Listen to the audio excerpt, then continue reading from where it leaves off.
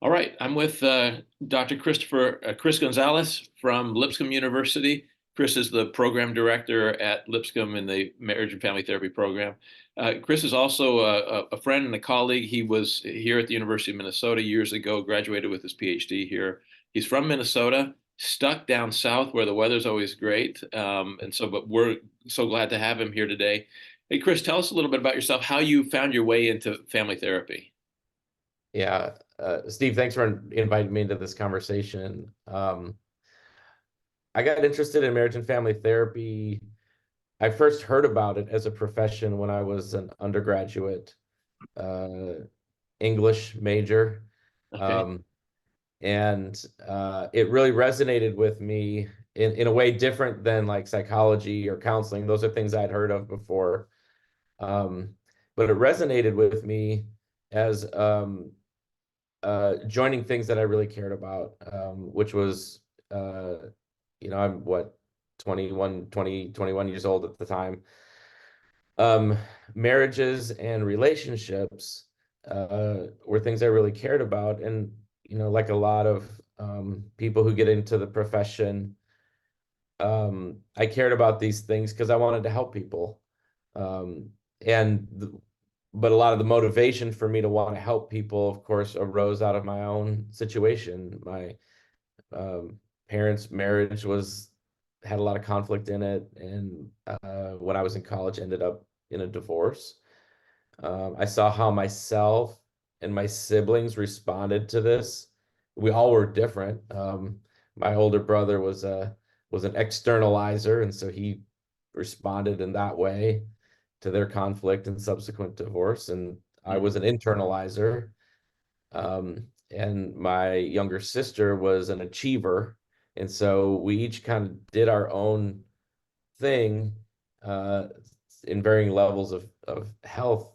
And I just thought, if I'm experiencing this in this way, trying to figure out how to be a person in the world, um, if I can figure this out, I want to help people that probably have similar experiences. So there was this desire to really a desire to heal my own wounds and then also help other people heal their. If it feels like this for me, it probably feels like this for other people, and I Yeah. wanted to help. Okay. So as you get into your training, you get exposed to a variety of different models. How would you label or define the model that kind of influences and guides your clinical behavior right now? Yeah, I learned a bunch of models in my master's program, but the models that really resonated with me were solution focused therapy and narrative therapy. And that really, even to this day, is probably the dominant influences in the way that I do my work. Yeah. When you think about those models, did you get additional training in those models after grad school, or how did you?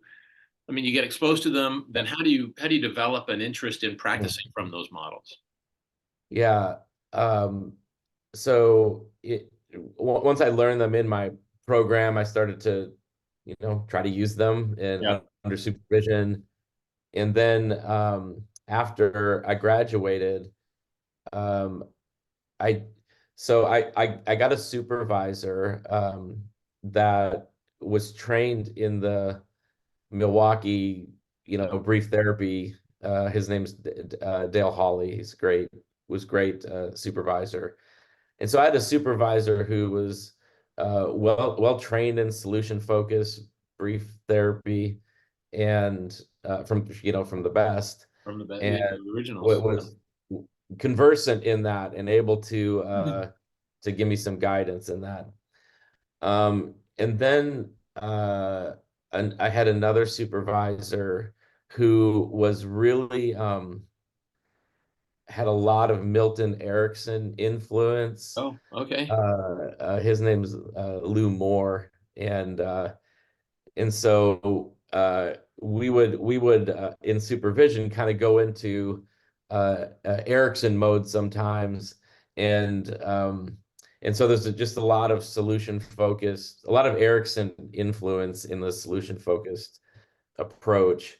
particularly the way we talked about it. So for me, most of my postmasters um, training came in the choices of supervisors that I had, and Yeah. I think I chose really well. Yeah, yeah. I know Dale. Dale's great. Has made real significant contributions to the field, and has been great, especially here in the Twin Cities. You know, Dale's from this area.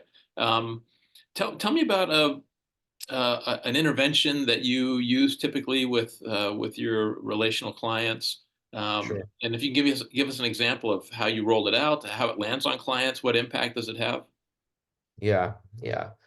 So I use borrowing from solution focused therapy. I like to use the scaling question. I'll use the miracle question sometimes, but the scaling question is the one I find the most utility in because it can show up session after session. It's a way to measure progress, but it measures progress in a collaborative way because the me as a therapist and the client get to develop what the scale is, Okay. and instead of like some pre-existing scale so I really like that collaborative piece in developing what is the scale we're working on, what does a 6 mean on this scale. The client has a lot of power in that, and I like that. um, the more I can be a collaborator with the client, the better. So scaling question, borrowing from solution focused, but then also bringing in metaphor and symbolism and kind of a play with language and meaning. That really comes out of the influences from narrative therapy. Yeah. Um, and so here recently, um, I developed an intervention with a couple that I call a scaling metaphor, Okay. to really bring these two together. Yeah. Um, and so you want me to describe that a little bit? Yeah, that'd be great. I love that you're talking about integrating these two models. They're both postmodern in nature, right? That postmodernism really opens up the conversation, it expands the ability to have conversations without kind of the truth, quote unquote, getting in the way of, you know, you've got Yeah. to have your conversation bounded by certain limits.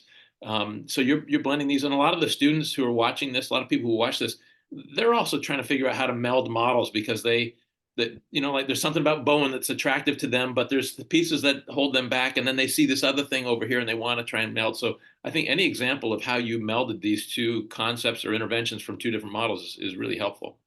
Yeah. Yeah. Okay. So I'll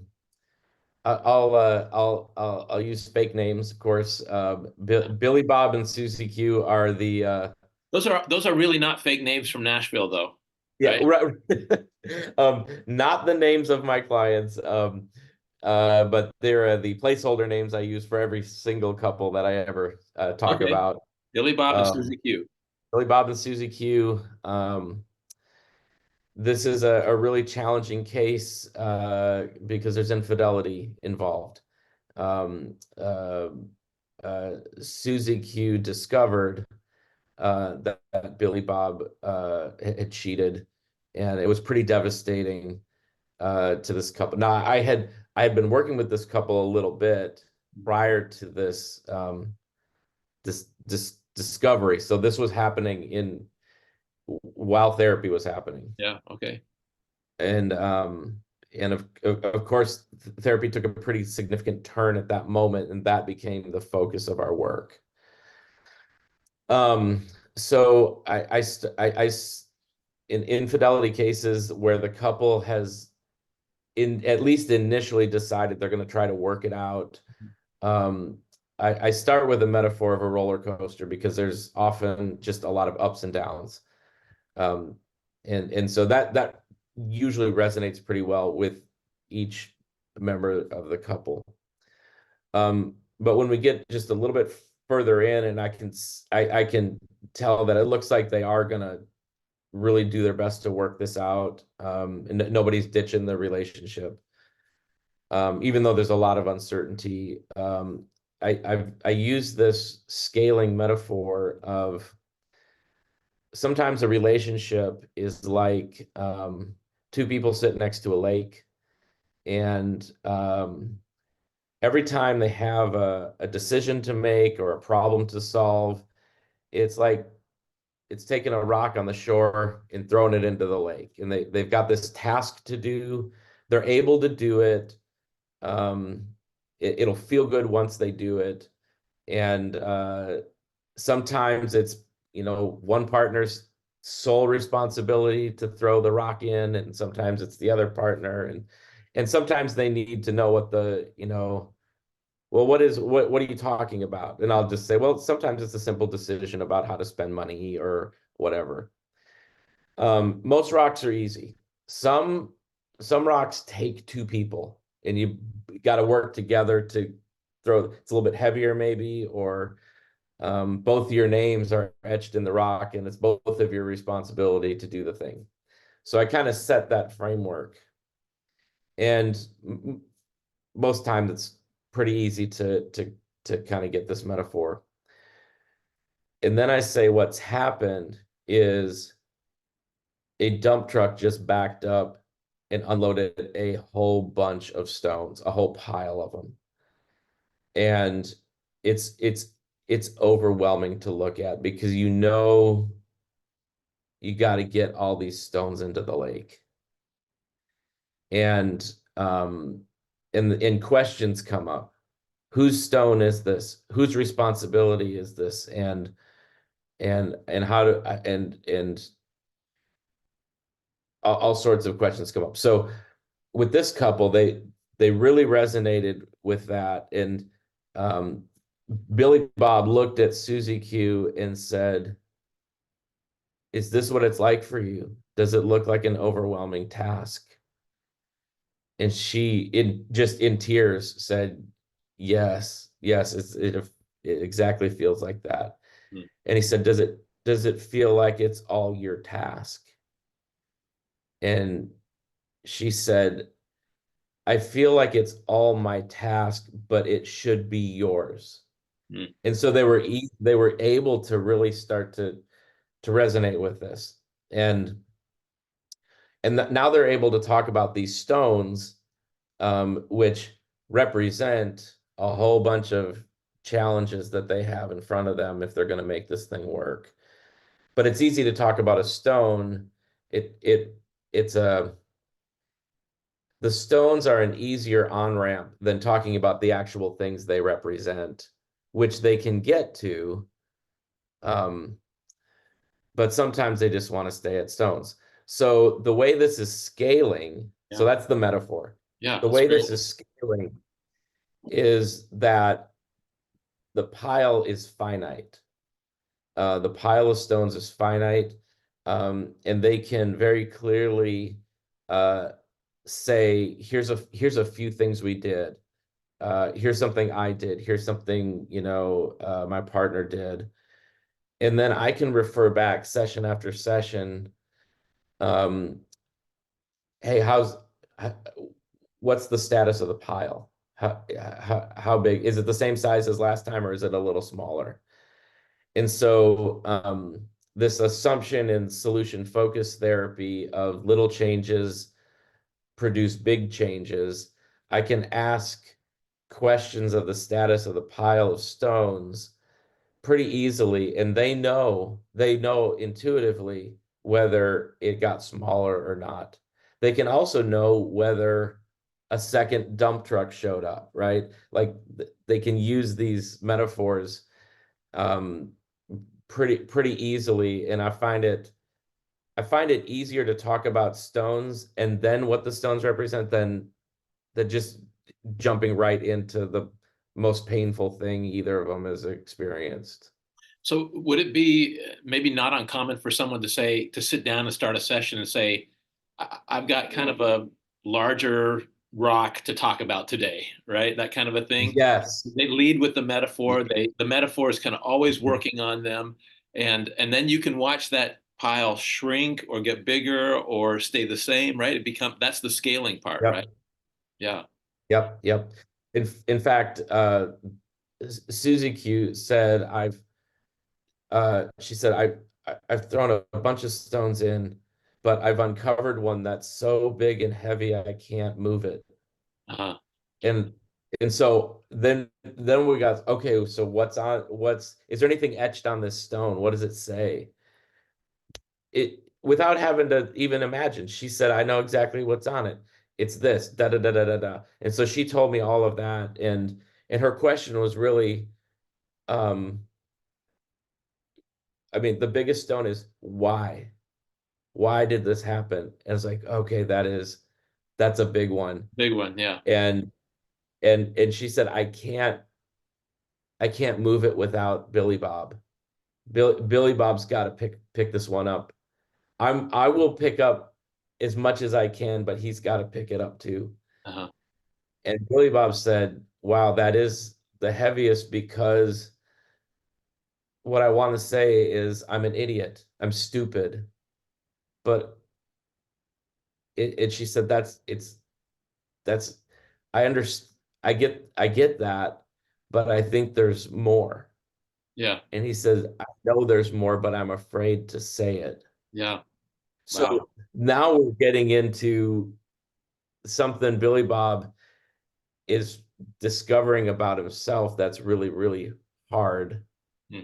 The metaphor allowed him to go there and say some things about his own self-loathing that he's never said to anyone ever. And no one would know it because of the persona he exudes is the opposite of that. Yeah. Yeah. Yeah. Really powerful move.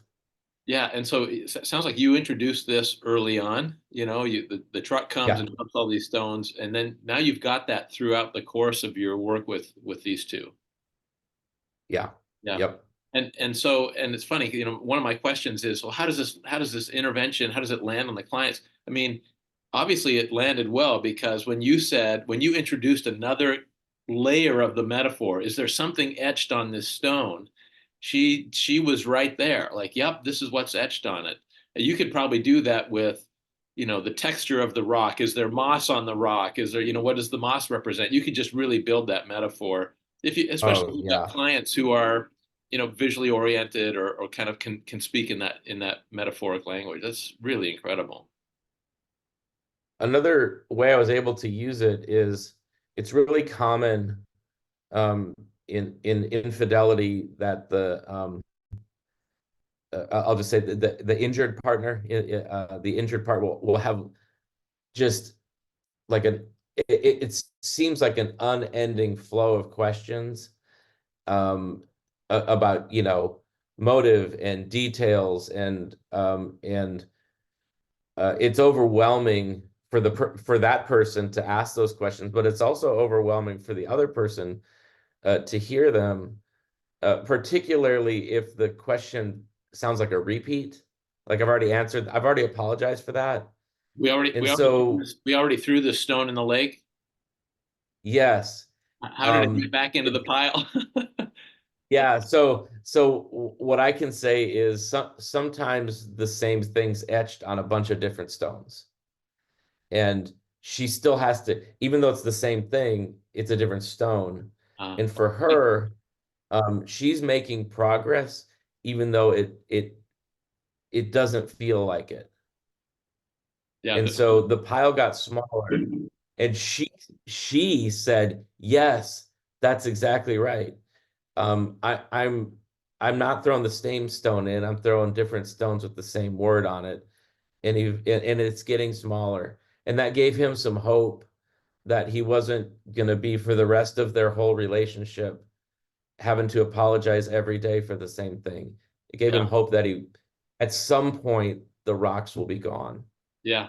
That's fascinating because in my mind, I immediately went to the fact that the stone that had been thrown came back. But for you to expand the metaphor and say it's possible that there are many stones with the same words etched on it, and that throwing one stone does not mean that it's gotten rid of all of the stones with all of that word or different words that are etched on them. So, yeah, really powerful, Chris. Thank you so much. Love that.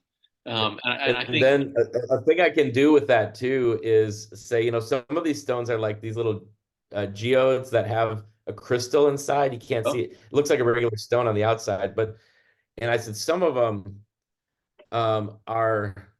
have this little treasure inside that you can't see.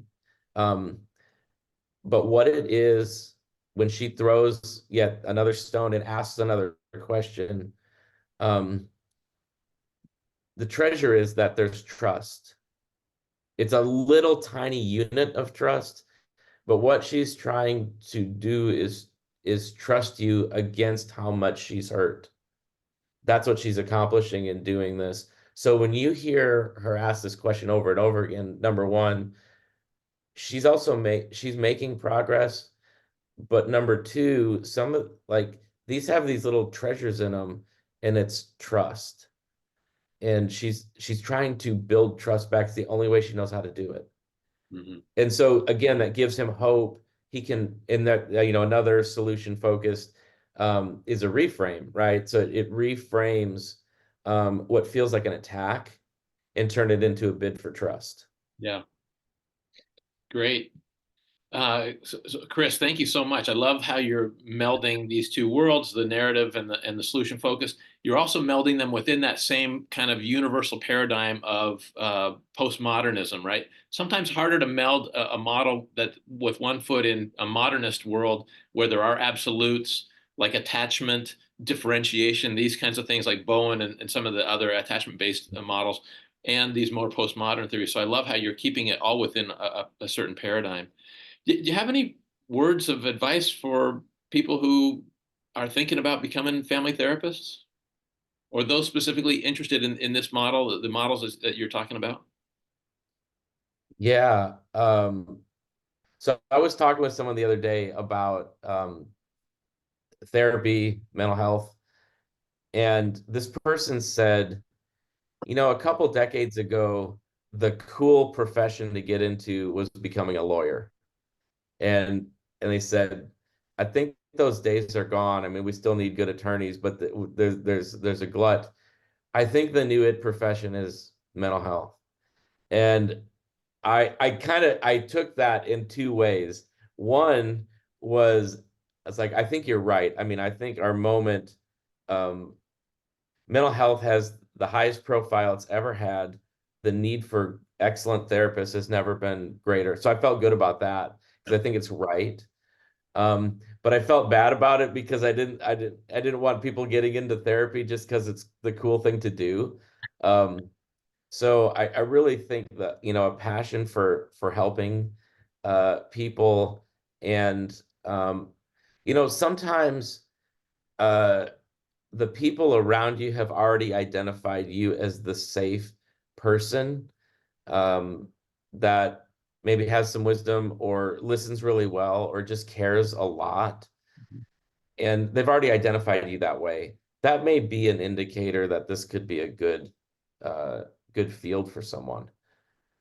And then specific to narrative or solution focused therapy, um, most training programs will introduce their students to these two models. They're pretty foundational models in the whole broader family therapy field. Um, and I think doing what I did was getting the supervision Yeah. from someone who knows these models, because then you can really get conversant about them and really go deep into them. And then just the practice of it, just doing the work with clients, learning it as best I can, um, finding the it's a special moment when the learning and the training uh, happens in therapy. You intend for it to do, but then that moment it does when you've asked a really good scaling question or used a really great metaphor with a client and it lands. It's pretty satisfying. Yeah, it all And comes so just together. the practice of it. Yeah, yeah. So good. Hey, Chris, thank you so much for being with us today. I love the example you gave. I know my students are going to get a lot of value out of it. I really appreciate your time and wish you all the best. Thank you so much. Yeah, thank you. I really appreciate it, Steve. Take care.